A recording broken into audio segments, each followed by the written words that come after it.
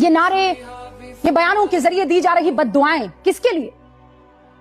आज कहने में कोई गुरेज नहीं करूंगी उस प्रधानमंत्री के लिए जिसे करोड़ों करोड़ों लोग दुआ दे रहे हैं, जिसे 11 साल में 28 देश अपने सर्वोच्च सम्मान से नवाज चुके हैं। 28 देश, मजाक है? किसी भी देश से आप कुछ भी ले लेंगे और उसका सर्वोच्च सम्मान ले लेंगे। उस प्रधानमंत्री के लिए इस तरह की बद्दुआएं जिसने विदेश में भारत की साख को मजबूत किया है। इस वक्त जब मैं आपसे बात कर रही हूं, देश में पहली बार नक्सल के अभिशाप से मुक्त होने की खबर आने वाली है। मार्च 2026 ये डेडलाइन रखी गई और उसके बाद एक नक्सली हिंदुस्तान की सरजमी पर नहीं होगा। क्यों नहीं हो पाया ये 70 साल पहले? जम्मू कश्मीर को 370 से मुक्ति दी गई, क्यों नहीं हो पाया ये 70 साल पहले या 70 सालों में?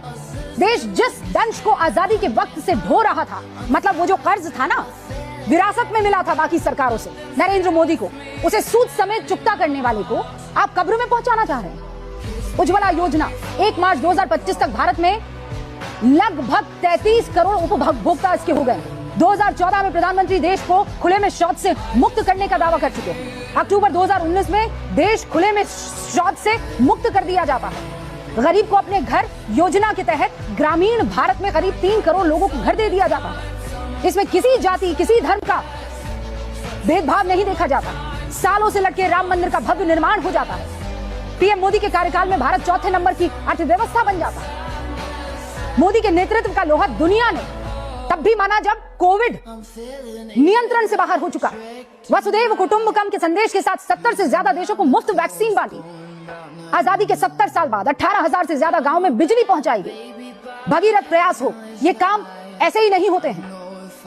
इनके लिए क्लियर विजन, दृढ़ इच्छा शक्ति, महत्वाकांक्षा के बल पर आप आगे बढ़े तब संभव हो जाता है। जीएसटी 30 से ज्यादा टैक्स लगा करते थे पहले, उन्हें समेटकर 2 स्लैब में कर दिया गया ताकि आम आदमी को परेशानी ना हो, इसका सीधा फायदा मिले। उस आदमी की आप कब्र खोदना चाहते हैं, उसका किडनैप करवाना चाहते हैं कि वो किसी तरह मर जाए, किसी तरह किडनैप हो जाए, किसी तरह उसके साथ कोई अनहोनी हो जाए। अरे विरोध कीजिए प्रभु, आपको हक है विरोध करने का।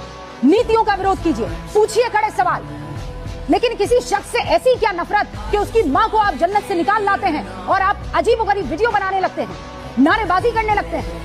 कब्र खुदेगी जैसी घटिया सोच के साथ नारेबाजी करना, ये कौन बर्दाश्त करेगा?